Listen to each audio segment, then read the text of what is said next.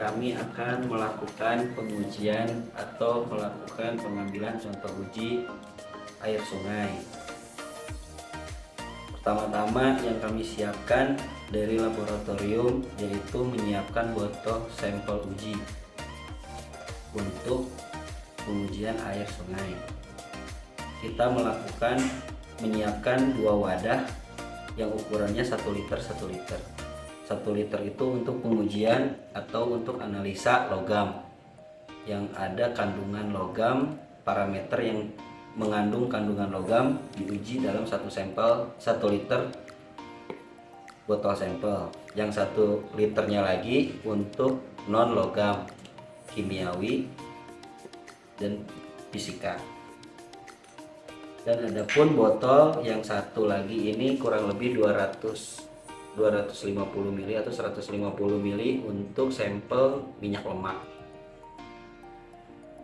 Dan ini 100 ml, botol 100 ml yang gelap untuk mikrobiologi.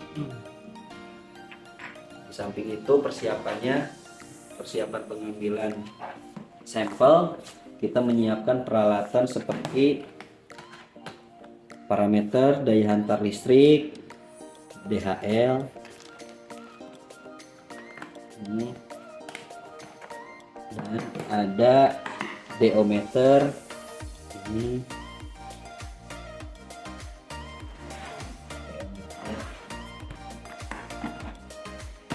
ada juga PDS meter. Oke.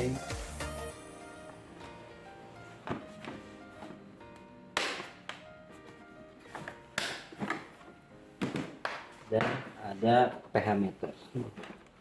Ini pH meternya, pH meter lapangan. Oke.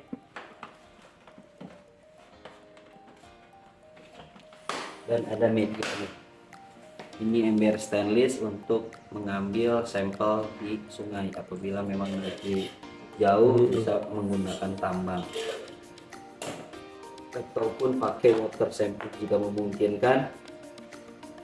Air sungai atau sampel air sungai ini dalam keadaan kedalaman lebih dari 5 sampai dengan 10 meter kita menggunakan water sample. Oke. Persiapannya seperti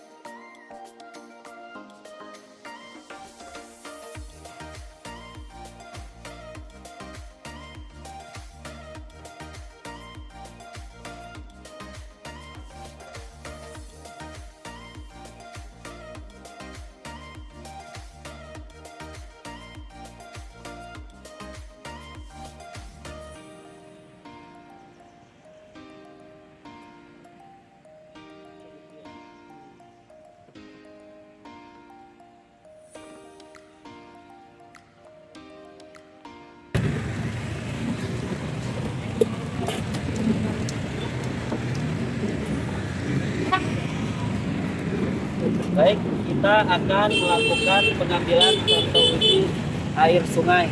Sungai apa ini? Anak Sungai Cisadane. Botolnya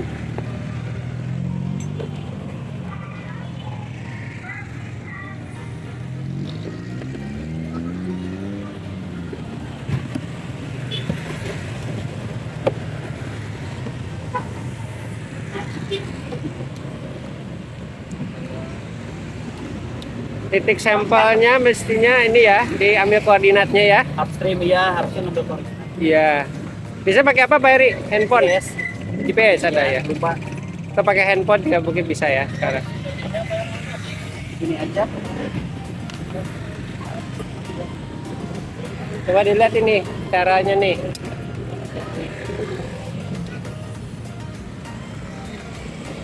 Oke Pak, kata.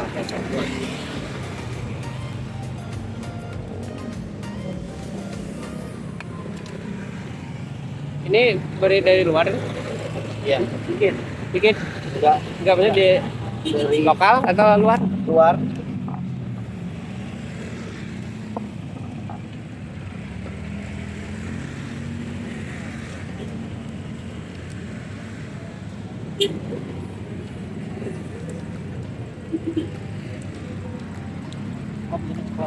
Batu.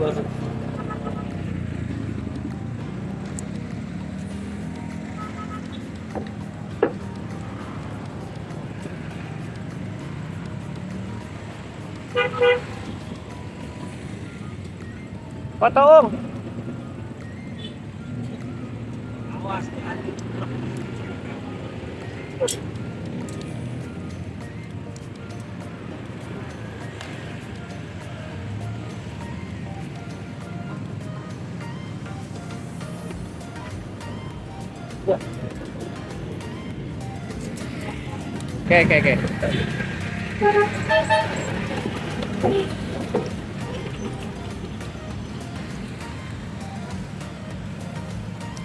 Oke. Tuh. Botolnya. Apa cukup satu aja? Nggak maksudnya. Ini 2 liter ya? Iya, 2 liter.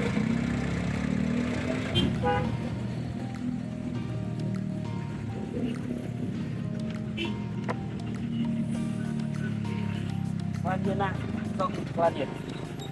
Tahan, pakai perasaan.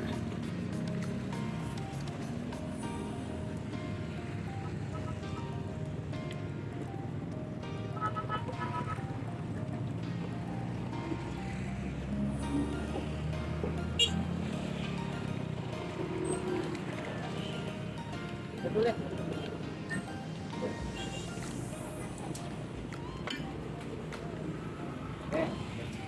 Sip. Belum masuk air belum? Berat ya? Pas. Kayak mancing hiu ya? Nah.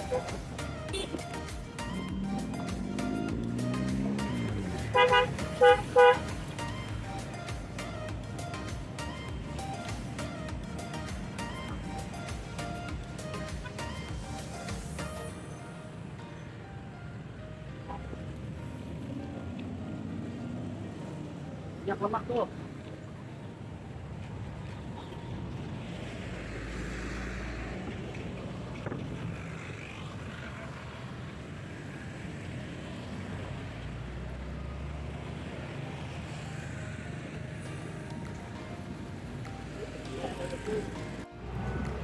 Widih, anak sampling, Mamin. Iya dong.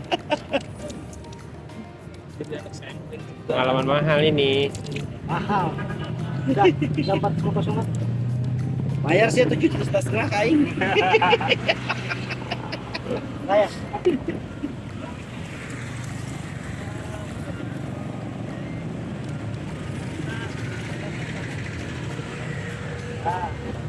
Sekarang ngambil apa korden? Kerja laboratorium. SOP ya? Iya. Oke. Bagaimana cara pengoperasian timbangan, kemudian marker,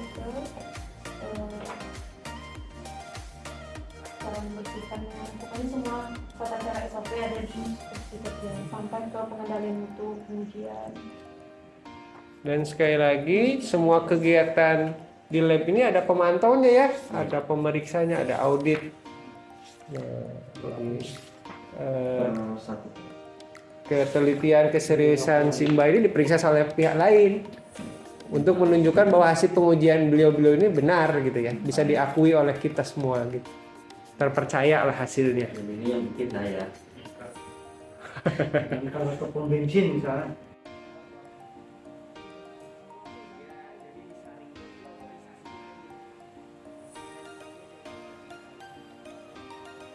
Itu akan sedikit berat. Kemudian di laboratorium menggunakan masker biasa, Itu karena kan apa? banyak Bau zat ya? volatil yang mungkin bisa terhirup oleh kita, yang terpapar langsung dengan zat-zat kimia yang mudah menguap. Seperti saat kita memanaskan itu kan proses pemanasan dari reaksi tersebut yang menguap ke atas adalah H2S. Ini Kemudian untuk Teman-teman tolong diperhatikan ya nih. ketika membuat larutan yang pekat, bersifat pekat, itu kita harus menggunakan safety yang lebih lagi. Sepatunya bukan yang ini lagi, sepatu yang anti panas. Kemudian Takutnya kena ini ya badan menggunakan yang kacamata, tadi. Oke. sama sarung tangan yang lebih tebal. Ada karena airnya panas atau bahannya yang tadi ya panas dan Sifatnya. korosif. Jadi kita sebagai analis kimia juga harus tahu nih bahan sifatnya Iya, bagaimana betul. melalui MSDS. Ya itu ya Material MSDS kita safety sudah data pernah sheet. jelasin ya. Bahan itu ada informasinya. Dia kalau kena badan kita apa Sifatnya gitu ya. Seperti H2SO4 dia korosif seperti itu. Kalau yang di sini yang mungkin Bahaya. beracun untuk bahan-bahan kimia ya. Yang mungkin meledak ada. Kalau di sini ada yang apa itu? Mudah Meledak meledak. gitu ya.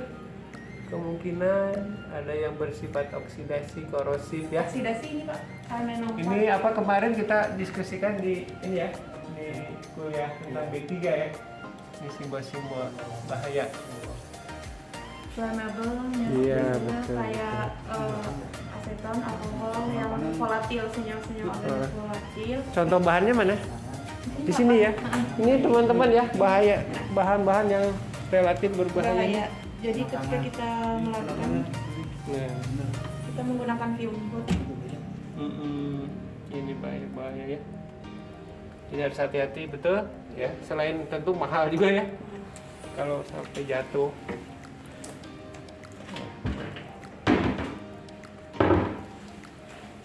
Lanjut silakan. Kita mau titrasi ya? Masih di lab kegiatan-kegiatan. Ini air panas ya, Iya. mendidih tadi. Penanganannya menjadi lebih harus hati-hati.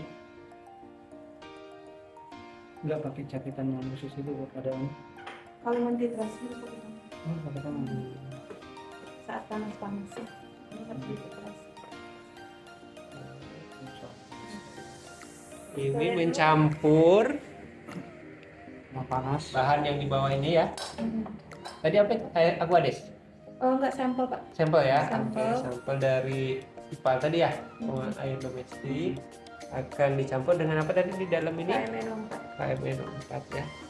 Sebanyak apa, Mbak? Jadi kita mentitrasi sampai titik akhir.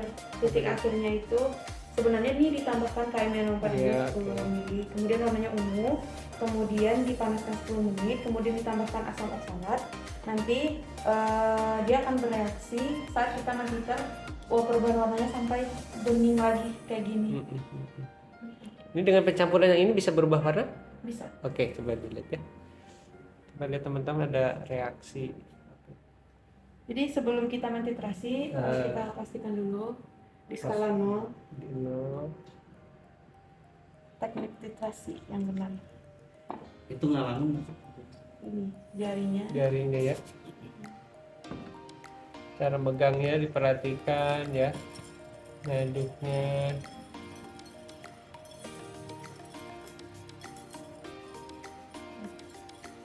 Sampai merah muda. Sedikit. Iya. Skalanya berarti Berarti yang dicampurkan 0,5. itu sebanyak itu ya. Oh, sebanyak itu. Untuk kebutuhan yang ini sebanyak ini lewat alat ukur ini diketahui jumlah yang masuk ke dalam ini tempat ini adalah sebanyak itu gitu ya. Nah tentu bahan awalnya tadi sudah diketahui ya berapa banyak itu diukur juga sampai terjadi apa perubahan ya warna menunjukkan waktu ya atau ukuran di mana reaksi terjadi. Ya. Tentu itu lebih dalam lagi ya di dalam kegiatan kimia. terus selalu ini apalagi Put? sulfida Enggak, maksudnya setelah ini 4 biasanya ungu. ya Tergantung ciri khas zatnya juga. Jadi fungsinya ini buat apa? NaOH bisa digunakan untuk beberapa parameter karena kan dalam parameter tertentu ada menggunakan reagen NaOH. ya contoh misalnya di air sungai untuk pengawetan air supaya tidak terkontaminasi atau Ini ya larutannya yang bersifat umum sih yang harus ada di laboratorium NaOH.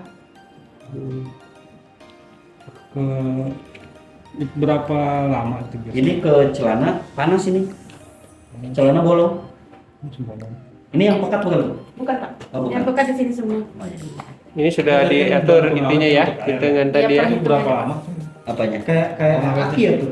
Maksudnya? Celana dia kan buat ke air ya. Nah, Enggak, yang di kalau sini udah Pak. paling Harus di sini tergantung. buatnya kalau yang bahaya. Hilang. Warna Kemudian dari yang mana? coba langsung pakai asam oksalat bisa. Sama itu. Enggak pakai apa? dipanaskan, harusnya dipanaskan 10 menit lagi sih. Oh, ya udah, coba biar tahu. Jadi cuma nggak bicara doang gitu. Ada.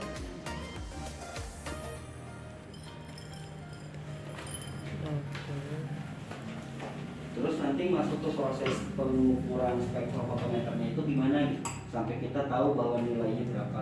Kalau untuk KMN 4 karena metodenya volumetrik sampai titrasi aja Pak. Oh, sampai Titrasi titrasi. nanti diolah udara langsung diukur Pak. Jadi nggak ada sampel. Iya. Jadinya belangko doang. Nah, berapa? Nah, ini contoh penggunaan aja ya. Alatnya spektro Kemudian kita fotometer ya. Nah, di metodenya kita pada panjang gelombang NO2 550. Jadi kita ngeset si panjang gelombang 550. Ditentukan 550 itu dari mana tuh? Kalau secara keilmuan itu dari reaksinya Kak si NO2 itunya. Tapi kalau untuk hasil di laboratorium kan dari SNI. Nah, Standarnya. jadi nilai yang ditentukan itu bukan berdasarkan si laboratorium atau yang namanya instruksi kerja kita. Semau kita nentuin angka 0,5, 0,50 gitu, bukan dari kita. Tapi sesuai dengan regulasi dan peraturan dan perundang-undangan yang berlaku sesuai dengan SNI. Acuan metode nasional. Ini spektro, cuma tidak ada ini ya penyebutannya ya. Spektrofotometer Iya. Genesis 10 biot. Ini bisa mengukur pada panjang gelombang UV dan visible, sedangkan ini hanya visible yang berwarna saja. Visible itu yang terlihat ya. Terlihat. Ini bisa yang tidak terlihat. Ya UV seperti O3 yang di bawah 440 nanometer itu kan daerah UV Pak. Ozon itu ya. Iya. Nah ini teman-teman untuk melihat ozon yang tidak terlihat di sini alatnya gitu ya. Atau apalagi ya sinar-sinar tertentu. Ini apa? Itu pH meter termoscientific. Oke. Mau diuji, dicoba? Ya, Bisa? Jadi Coba dilihat biasanya ini. untuk beberapa parameter itu dipreparasi dulu sampai terbentuk kompleks berwarna sehingga kita dapat identifikasi panjang gelombangnya. Nah untuk si NO2 sendiri karena sudah bereaksi pada saat sampling, iya. Jadi penjeratnya ini sudah bereaksi saat di lapangan saat pengambilan contoh uji di lapangan. Biasanya kalau konsentrasinya tinggi biasanya warnanya pink muda atau kuning. Apabila memang Itu contoh. itu menghasilkan polutan dan polusi lingkungan. Iya. Jadi NO2 di udara diikat sama penjerat yang telah kita sediakan. Caranya di sini. Ada. Ini warna pink. Filter kita juga untuk air biasa, air permukaan, Ini ya. tapi harus dikalibrasi. Ya nggak pakai apa-apa. 3 Ini nanti dilihat di YouTube ya, mungkin ada. Tapi di lab kita melihat langsung alatnya seperti apa. Nah, ini apa yang kayak cetakan?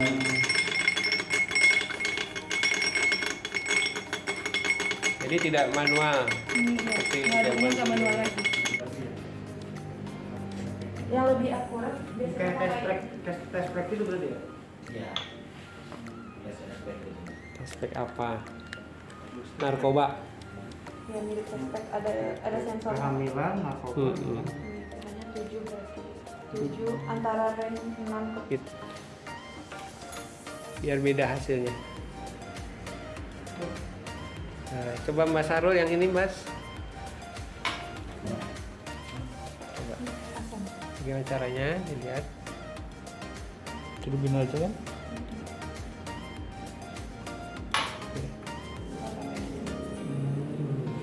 Dia nyambung ke 1. Iya, Ya. satu. pH 1 ya. Berarti apa artinya? Asam. Namanya kan asam. Asam. Kosong banget ya. karena dia basah. Ini udah diambil? Udah. Ya, Hmm. 9. Nah, kan? 9. Normalnya 7 ya air minum gitu kan, pengennya 7 biar nggak asam nggak pahit Enam ya. sampai 7 Kak. Iya betul. Kalau satu Coba. juga. Lagi yang Video jangan ketinggalan di screen. Oke, baik, terima kasih. Hari ini tanggal 31 Desember pukul 12 kurang lebih kita sudah menyelesaikan praktikum kimia lingkungan untuk mahasiswa Prodi Ilmu Lingkungan Universitas Diponegoro Fakultas Teknik dan Sains untuk tahun ajaran 2022-2023. Alhamdulillah kita sudah berkunjung dan melakukan praktikum di Laboratorium Lingkungan PT Hakilen Karya Indonesia di Kota Bogor. Kita sudah berjalan selama 3 jam kurang lebih. Tadi banyak yang sudah kita dapatkan selama proses pembelajaran ini sesuai dengan modul. Ada beberapa hal yang sudah diajarkan di situ. Bahkan kita mendapatkan tambahan ya pengalaman. Kita juga ditambah dengan pengetahuan uji laboratorium, uji udara ya tadi, dan bagaimana menggunakan alat untuk mengukur bisingan tadi, sampai kita juga melakukan tes untuk menguji kadar ozon ya di ruangan dari laboratorium Hakilen yang hasilnya ternyata minus. Sekian, itu pengalaman kita. Terima kasih kepada tim dari PT Hakilen atas kerjasamanya dan kesediaannya untuk membantu proses pembelajaran ini. Semoga bermanfaat semua informasi yang sudah disampaikan. Kemudian bagi teman-teman mahasiswa ya, dan di sini ada yang spesial, mahasiswa merangkap pimpinan dari laboratorium ini juga yang sudah membantu memfasilitasi. Nanti intinya setelah kegiatan ini kita akan menyusun laporan ya, apa yang sudah kita laksanakan selama 3 jam kurang lebih, cantumkan dalam bentuk laporan ya. Apa saja yang tadi mengemuka menjadi bahan diskusi dan praktek itu silakan, termasuk foto dan rekamannya. Kemudian seperti tadi ketika kita melakukan uji apa tadi O3 atau ozon tadi, sebutkan bahwa kita melakukannya di mana, caranya seperti apa, hasilnya seperti apa. Apalagi yang tadi di lapangan ya, sebuah pengalaman berharga. Langsung uji lapangan, kita ngambil sampel di anak sungai Cisadane ya untuk beberapa parameter in situ yang langsung kita dapatkan hasilnya. Nah itu bagian dari yang harus dilaporkan. Kan sangat menarik hasilnya ketika teman-teman menyebutkan hasil dari praktik. Saya kira itu saja Pak Heri ya Mbak Anissa, atas kunjungan kami dan penerimaannya kami ucapkan terima kasih. Mohon maaf jika mengganggu liburannya ya, dan sedianya mestinya 7 orang ya, tapi karena satu dan lain hal 4 orang tidak bisa hadir.